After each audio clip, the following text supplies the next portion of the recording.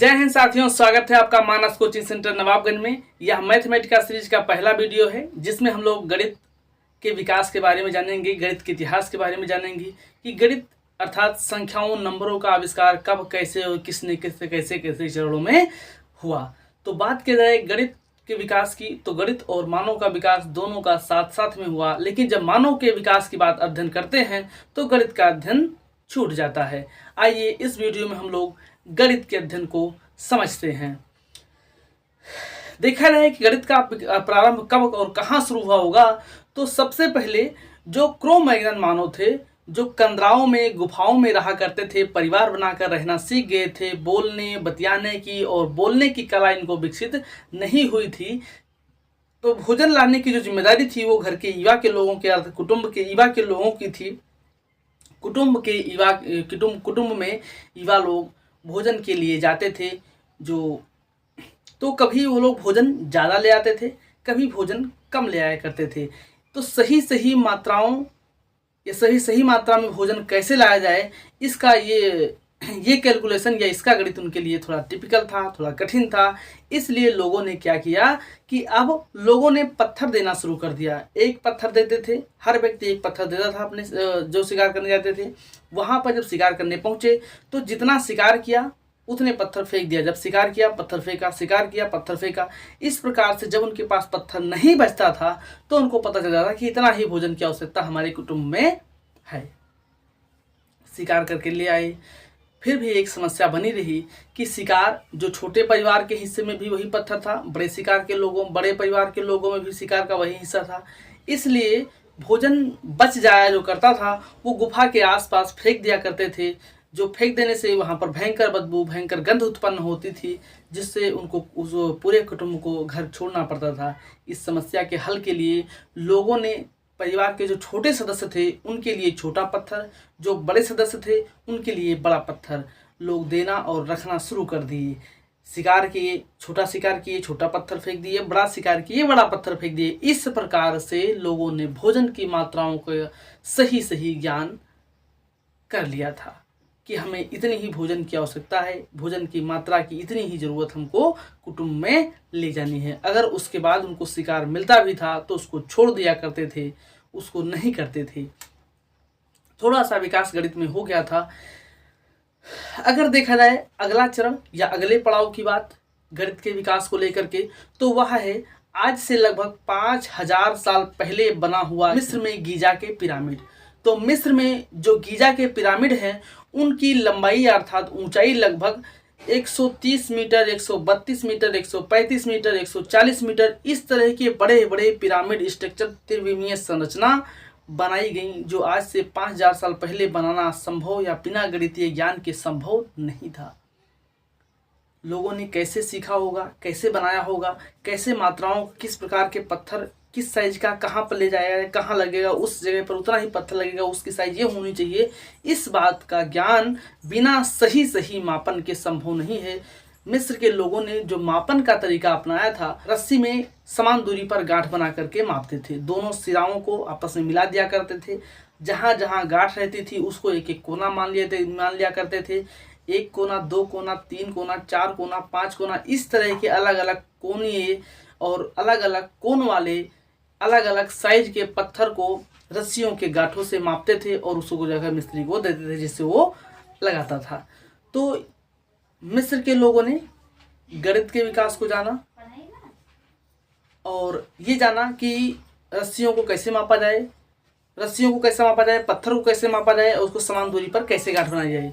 तो मिस्र के लोगों ने इतना विकास कर लिया था। अगला पड़ाव आता है आज से लगभग 2500 साल पहले बनी हुई चीन की महान दीवार। चीन की महान दीवार की लंबाई 21,000 किलोमीटर है, जबकि पूरे पृथ्वी का जो गोलाई है वो मात्र 40,075 किलोमीटर है। तो सोचो, तो पृथ्वी का आधा तो उन्होंने दीवार ही बना दिया है।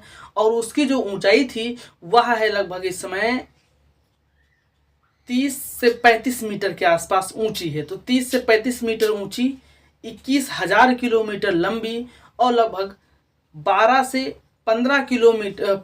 से 15 मीटर चौड़ी। तो इतनी लंबी, चौड़ी और ऊंची दीवार बनाना आज से लगभग 2500 साल पहले बिना गणित के ज्ञान के संभव नहीं है। चीनी थोड़ा एक कदम और आगे बढ़ गए थे मिस्रियों से।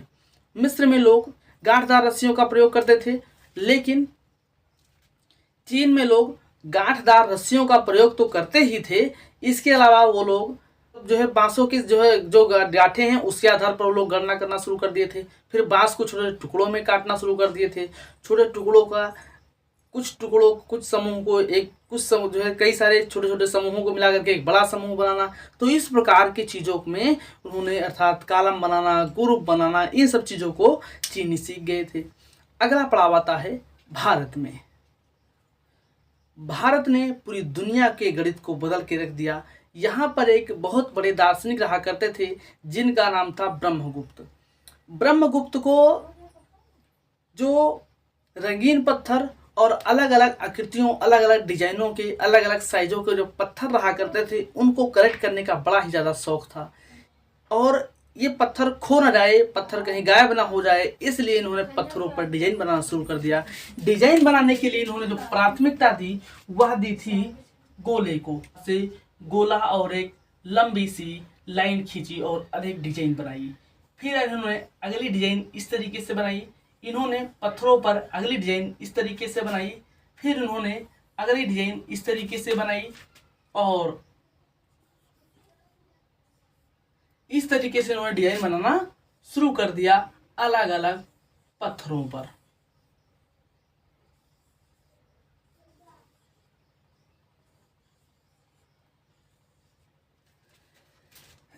इन्होंने अलग अलग पत्थरों पर इस तरह की डिजाइन बनाई।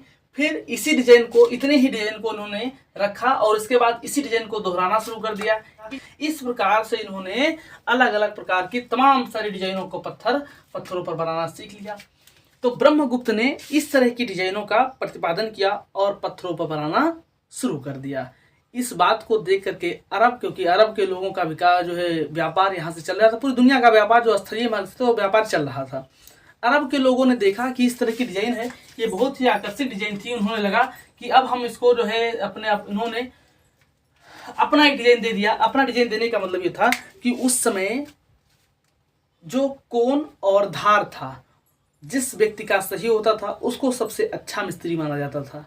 इसलिए सबसे बात हो गई कोनों पर ही बातें चल रही थी कि जिसका कोण धार सही वही मिस्त्री अच्छा, तो कोने पर बात चल रही थी। इसीलिए अरब के लोगों ने सबसे प्राथमिकता दी कोने को। इन्होंने इस तरह से कोने का पहली डिजाइन, एक कोना बढ़ा दिया जाए तो इस प्रकार से इन्होंने नई डिजाइन बना दिया।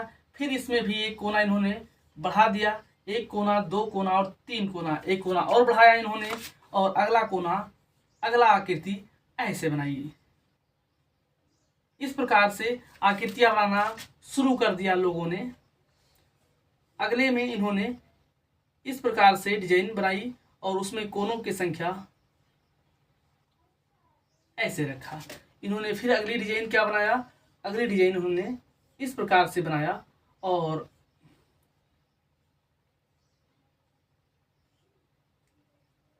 ये डिजाइन बनाई।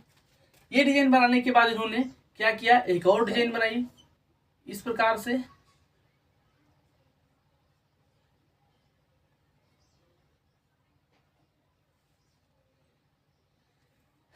इस प्रकार की डिजाइन बनी। फिर एक कोना इन्होंने और बढ़ाया और कोना बढ़ा करके इन्होंने, जैसे भारतीयों ने इस प्रकार से गोलों का प्रयोग किया, अरब के लोगों ने इस प्रकार से कोनदार चीजों का या कोनदार सिंबलों का या कोनदार आकृतियों का इस्तेमाल किया और इस प्रकार से उन्होंने 9 तक नंबर बनाए। 1 2 3 4 5 6 7 और 8। इसके अलावा इन्होंने एक डिजाइन और बनाई, 3 4 5 6 7 8 और देखिए 9। इस प्रकार की डिजाइनें बनाना अरब के लोगों ने शुरू कर दिया और यहीं से होता चला गया गणितीय अंकों या गणित में संख्याओं को प्रदर्शित करने के तरीके। ये अरब और भारत में इसका विकास तो हो ही चुका था कि अब हमको चीज़ों को इकट्ठा करने का, चीज़ों को जो है गिनने के लिए इस प्रकार के प्रतीकों का इस्तेमाल किया जाए। इसी सिलसिले में आर्किमिडीज ने जब इन नंबरों को देखा तो इन्होंने एक अलग से डिजाइन बनाना शुरू कर दिया, जो हिंदू अरेबिक के नंबर से जाना जाता है, जिसको 1 2 3 4 5 6 7 8 9 इस तरह से इन्होंने हिंदू अरेबिक नंबरों को लिखना और कैसे लिखा जाए, कैसे इनको जोड़ा जाए, ये बातें लोगों को बताना शुरू कर दिया। आर्किमिडीज जो यूरोप के अर्थात ग्रीक के रहने वाले थे, इन्होंने इस प्रकार से हिंदू अरेबिक नंबरों का प्रतिपादन किया। अगला विकास भारत में ही देखने को मिलता है, वह है शून्य का। तो इससे पहले जो संख्याएं लिखी जाती थी वो शब्दों में लिखी जाती थी, उसके लिए कोई प्रतीक नहीं आया था कि इस प्रतीक में ये संख्याएं लिखी जाएं। जो भी संख्या लिखी जाती थी शब्द में लिखी जाती थी। शून्य शब्द तो था लेकिन शून्य के लिए कोई डिजाइन नहीं थी, इसलिए शून्य की डिजाइन सबसे पहले किसने दिया, वो है आर्यभट्ट ने। भारतीय आर्यभट्ट ने जैसे ही शून्य का प्रतिपादन किया था, शून्य का जो डिजाइन दिया, इससे गणित में एक नया पहिया अर्थ और नया इंजन मिल गया। गणित का विकास बहुत तेजी से होना शुरू हो गया। अब बड़ी बड़ी संख्याएं लिखना बहुत ही आसान हो चुका था और इन्होंने इसलिए आर्यभट्ट को भारत के गणित के पितामह के रूप में जाना है। भारतीय गणित के पितामह आर्यभट्ट को जाना जाता है। अगला विकास या अगला पड़ाव कहें तो वो गणित के विकास को लेकर के आता है। उसको इस प्रकार के सिंबल से प्रदर्शित करेंगे, जिसको गुणा या मल्टीप्लिकेशन कहा गया। इन्हीं बातों को ध्यान में रखते हुए जो अरब के लोगों ने इसी चिन्ह के ऊपर इन्होंने 2 नुक्ता रख दिया और इस प्रकार से भाग जैसी संक्रिया का प्रतिपादन हो गया।